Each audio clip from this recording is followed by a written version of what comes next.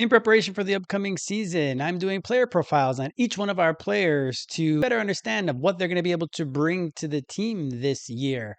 This profile is going to be on one of our two-way players, Orlando Robinson. This is the Orlando Magic Nation, your source for all things Orlando Magic on YouTube. For Magic fans, by a Magic fan. I'm Edwin Valentine, and I want to thank you very much for clicking on this video and spending a little bit of time talking Magic with me. You got to do the normal YouTube thing, so share this video, hit that like, drop a comment below on what you think of the signing of Orlando Robinson and how he'll be able to help the team. And if you're so inclined, hit that subscribe so you don't miss out on any of the content that I produce.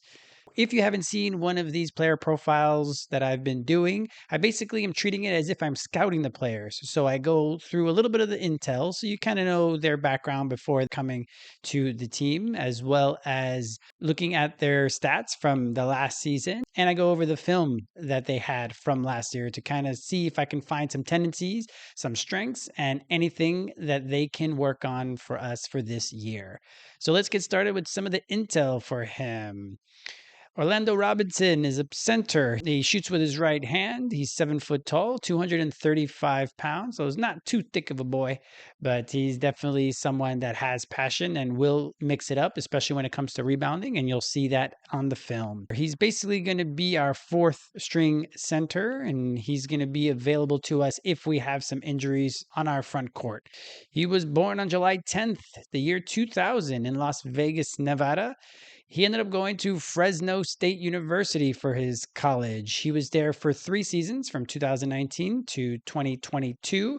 In his 90 games at Fresno State, he averaged 15.7 points, 8 rebounds, and 2 assists per game. After 3 seasons at Fresno State, he decided to declare for the 2022 NBA draft. He ended up going undrafted and signed an Exhibit 10 contract with the Miami Heat instead. Throughout that first year, he was on and off on the team. He ended up signing the Exhibit 10 contract, ended up being waived, signed a 2-way contract, ended up being waived. So he kind of went a bit back and forth in that first season. In his second season, he ended up sticking with them for that entire season. In his 2 years with the Miami Heat, he played in 67 games, started 8, averaged about 3 points, 3 rebounds, and an assist per game. So not a lot of playing time. As you see, he only averaged 11 minutes per game. Miami's had pretty good depth in their front court, so he just was unable to crack that nut. So he spent a lot of his time with their G League affiliate.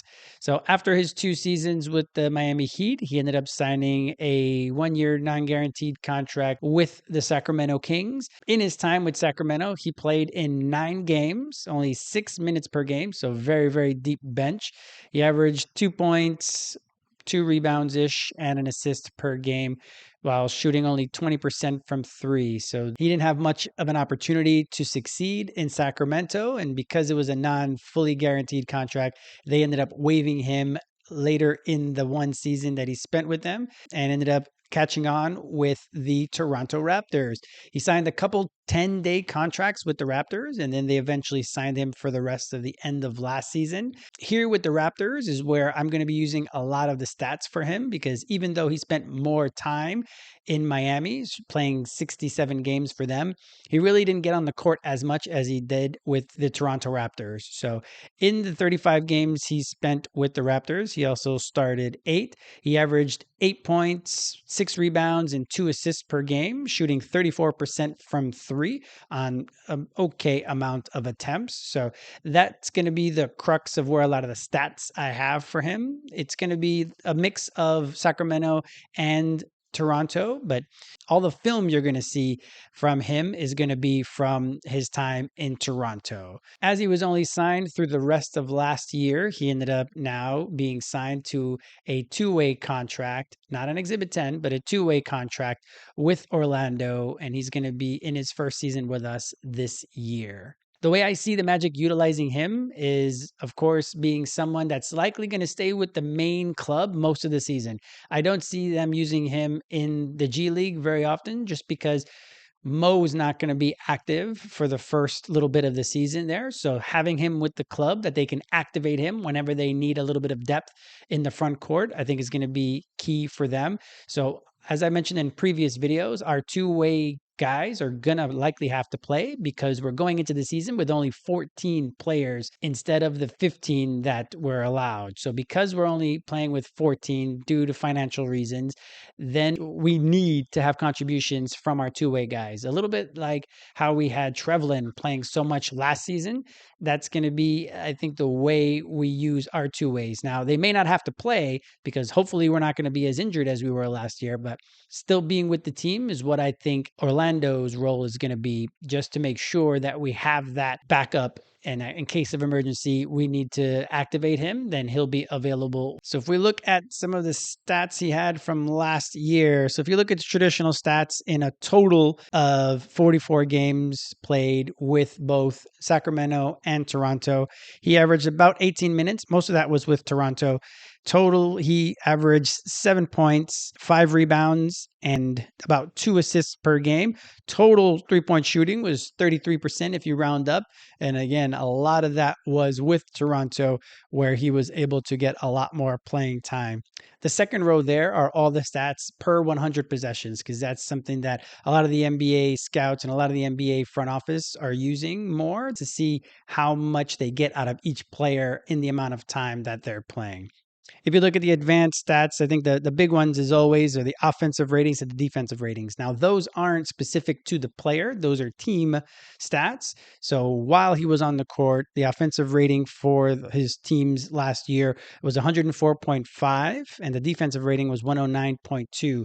So he had a negative net rating of negative 4.8. It looks like the offense of his teams wasn't where it needs to be, and that's why he had a negative net rating. That's what you see a lot with the Magic players as well. It's the offensive end of the offensive rating. The defensive end is not so bad. It's just the offensive end ended up being so poor for him.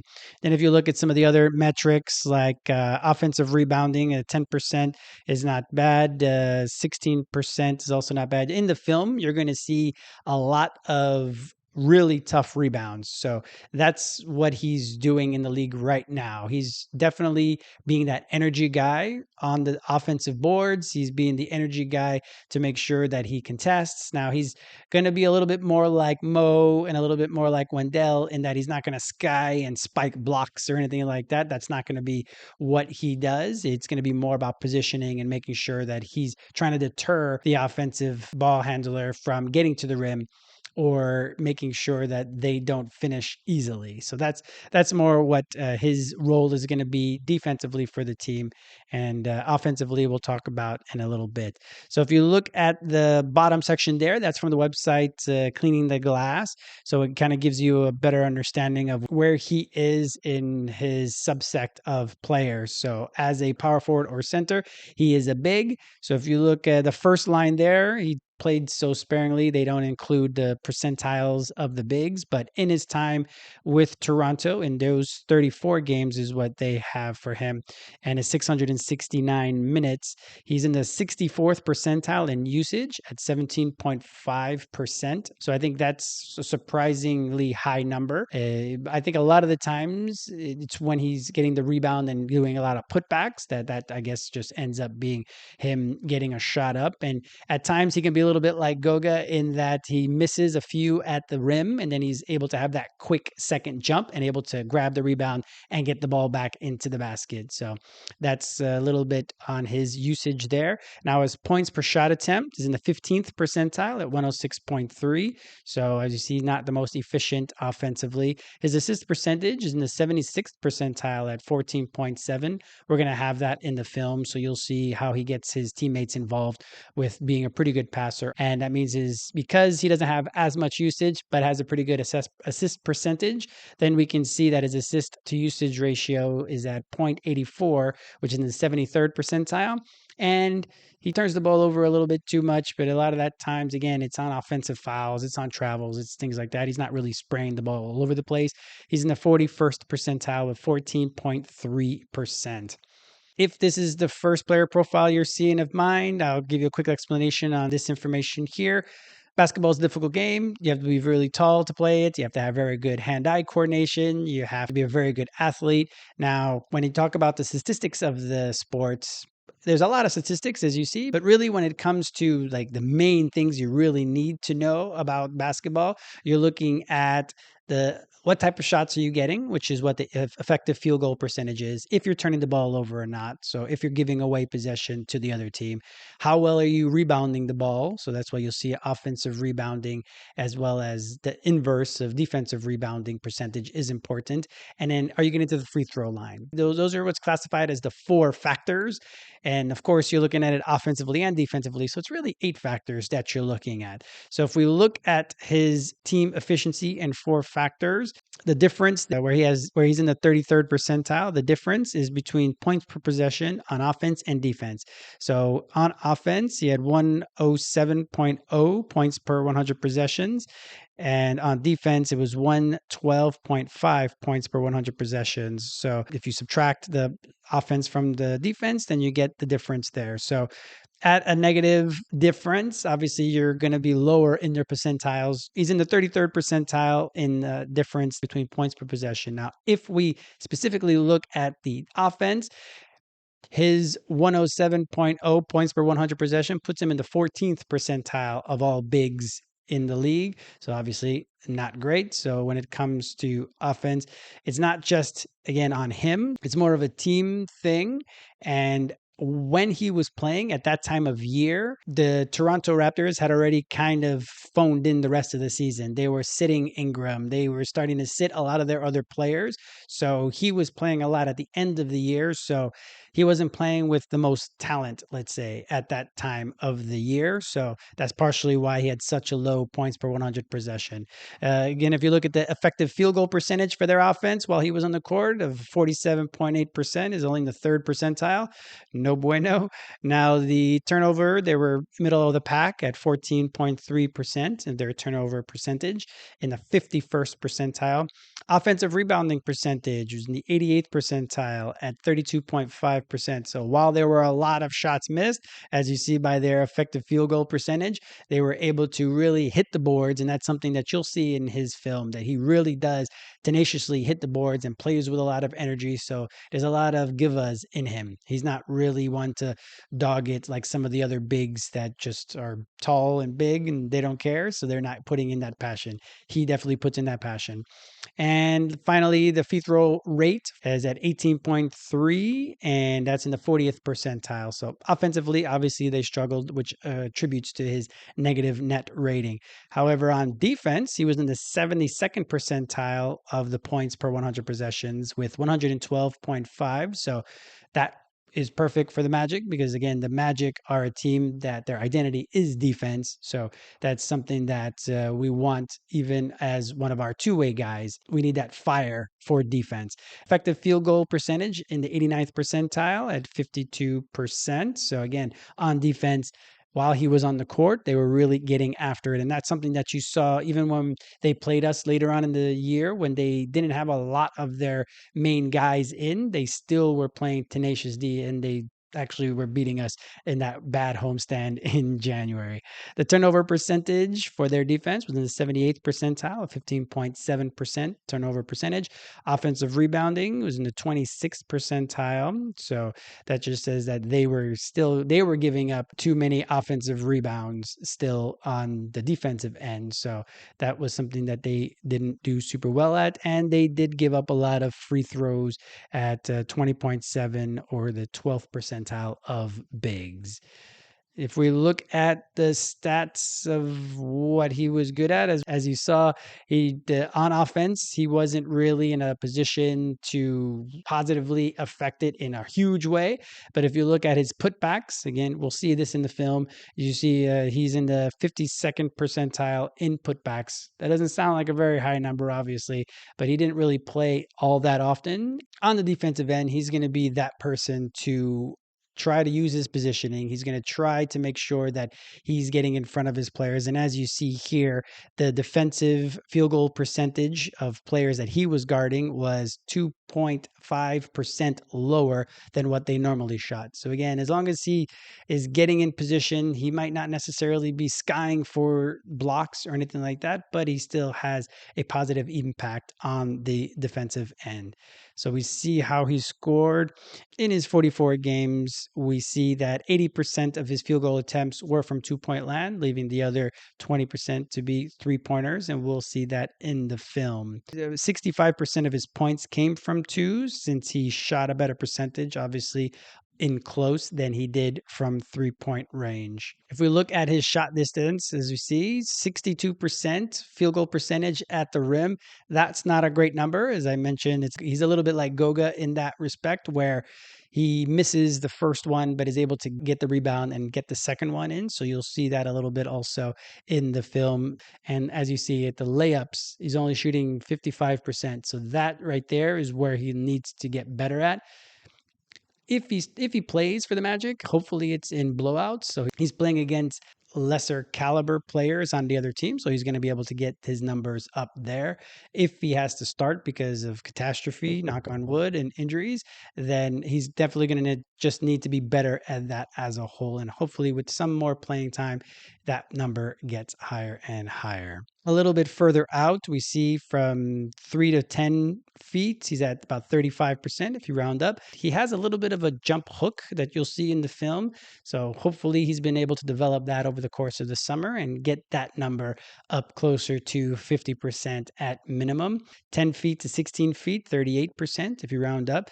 16 feet to the 3-point line is at 67%, but only 3 shots. And then the 3-point shots is at 33% if you round up. A lot of that was coming in Toronto, and we'll see how he shot in the film. So if we look at the film, again, all this film is going to be from his time in Toronto because he barely played in Sacramento. So as we see here, these are going to be his 3-point shots.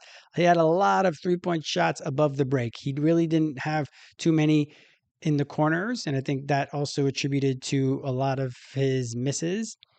But as you see, he's wide open a lot of the time. Now, again, shooting only 33% is not going to be super great, but to be better than what Goga was shooting last year. Now, Goga is Eurobasket Goga, so who knows what we're going to have from him here. But to be able to still have that in your bag and be able to at least be able to shoot and make 33%, it's below average, but for a center, that's actually not too bad. But as we see, these are all makes. We're going to see a few misses coming up here. Yeah, so above the break, I think that's the thing that he would need to work on. Now, our guys, a lot of the times, Wendell and Goga and even Mo, we have the geometry to have them shooting from the corners. So he might have more of an opportunity shooting from the corners. It's just, it's not something that he's done too much in the past. So hopefully he's able to start to hit this more often, so that he stays on the court, especially if we need him. He's going to be someone, again, that's on a 2-way contract, so he won't be active most games. But if we have a catastrophe and a bunch of guys are injured, we're going to need him to be able to step up and hit those threes from the corner. Just again, just like everybody else on the team, to keep defenses on their toes. So now from inside the arc, we're going to see here, you're going to see a lot of misses up close, but you're going to see him really fight to make sure that he gets that offensive rebound and gets the putback.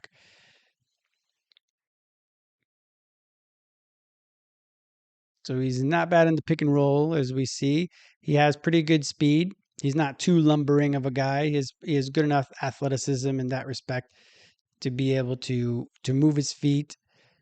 He's got good touch, good feel, like we talked about when we talk about his passing, that you'll see a little bit later on in the film. But he even has a little bit of a post-up game. So here is not going to be his hook shot yet. I'll show you the hook shot, but here's this is a nice tough one against Ji and Franz. He was able to really dig in and get that board and get that one up and in a close game.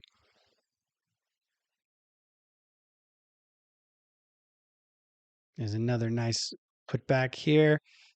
Nice roll against the Magic. He's able to get that one to go.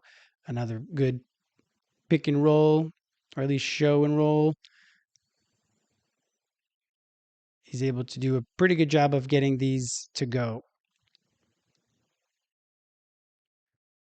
is we see a lot of offensive rebounds. So that's something that we saw in the four factors while he was on the court. They were able to get a lot of offensive rebounds, and he did a good job. Look at this. He's got some ball handling in him too. They didn't stop ball against Utah, and he was able to get all the way to the rim. Again, big boards against big guys. That one's against Jared Allen here. Has enough quickness to be able to at least start to get past the guy, and he does a good job of shooting with his left as well. Again, even if you don't always hit with your left, you really do a good job of shielding the defender to get off of you. There's one miss, and he's able to get the second one. So that's why it's better to shoot with your left hand when you're on the left side. So the defender, it's harder for them to get to that ball. So here, this is a that one's not the best of his hooks, let's say, but here that's also not a great one here. But we'll start to see him at least. That's a one-handed push shot. Here's going to be one of his little hooks. It's just odd to see because you're not used to seeing hooks anymore in the NBA. So for him to still have that in his bag, I think it was actually a pretty cool find. A little post up and his little hook. Now here's a bit of his agility. He's able to still do a bit of a spin. He's able to get. Here's one of his jump shots here in the mid range. We saw his jump shot. It's not bad. His jump shot. The form isn't bad. The percentage is bad, but he's able to. It feels he's still able to keep the defenses guessing when it's time for his shot. That's one of his three shots from that range, and there's the second one.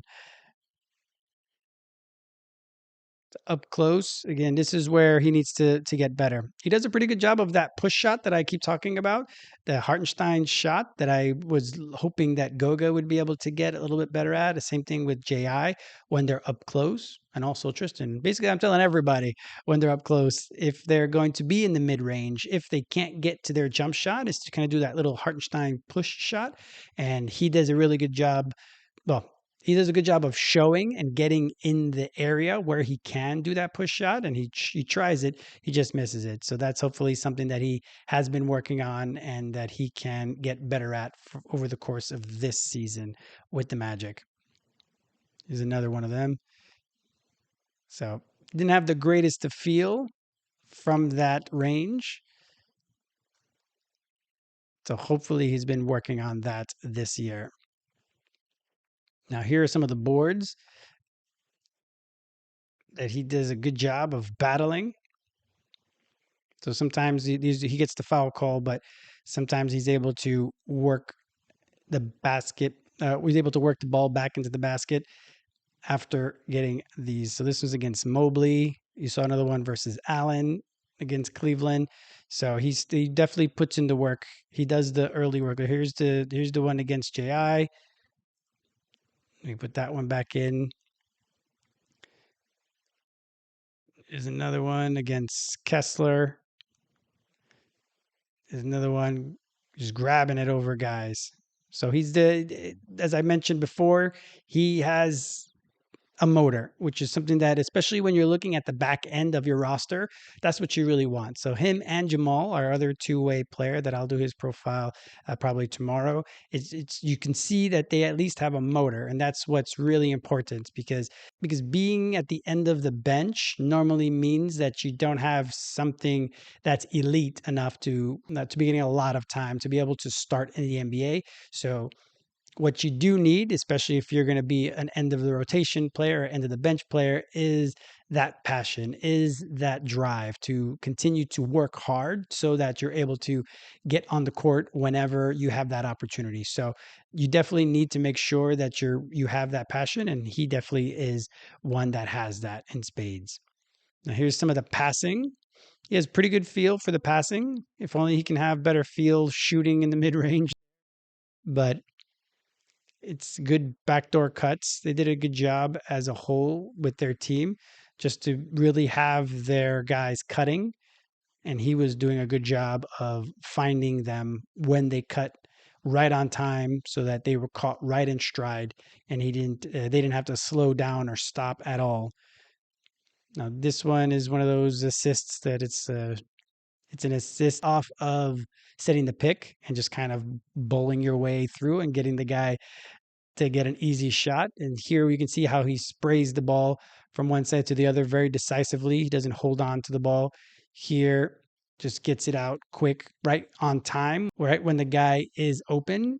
Right when he makes that move, the ball is out and to him with purpose. So he does a really good job of doing that offensively. So after doing a little bit of research of Orlando Robinson, I think that he is a good option to have at the back end of our bench, especially in case of emergency. He seems to have a good skill set that we need. We definitely need somebody who's going to try to rebound and do all the dirty work because we have the glamour positions with all the scores that we need. We need people like a Wendell, like a Goga, that are going to do all the dirty work and make sure that they're getting the offensive rebound, they're getting the putbacks, they're setting the screens, they're passing the ball out of the screens whenever there's guys cutting. So I think he is exactly the type of player that we need at the center position on the back end. Now, what I see from him, like I mentioned, is he's going to be with the main club most of the year, is what I'm guessing. And I see us likely having to trade one of our bigs throughout the course of the season just for financial purposes to get under the tax. And I see us convert his two-way contract into a regular contract. So by the end of the season, he'll be on a regular contract since we'll need to add players to our active roster since we're likely going to trade one player and he would be the one to replace that guy on the active roster. We'll see. But that's what I see for him this year, being someone that in case of injury, he's going to be able to play. He plays within the Magic style, it looks like.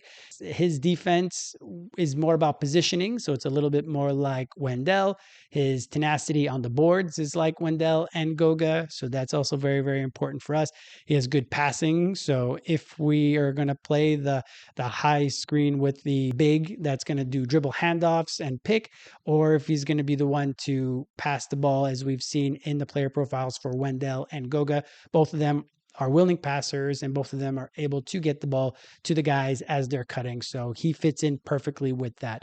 So he may not get that much playing time, but I feel that he is going to be with the team all year. He's going to be hopefully learning, getting better throughout the course of the season. And then when he gets his opportunity, if he gets his opportunity, he'll be able to kind of fit in as a backup big whenever we need to play him. And that's our newcomer, Orlando Robinson. So drop a comment below letting me know what you think about Orlando signing Orlando, what kind of role he might have on the team. And you got to do the normal YouTube things. So like, share, drop that comment. And if you're so inclined, hit that subscribe button so you can join the Orlando Magic Nation community. We're getting pretty close to that 200 subscriber mark, so why don't you help push us over the line? I want to thank you very much for clicking on this video and spending a little bit of time talking Magic with me. I hope you're having a great day.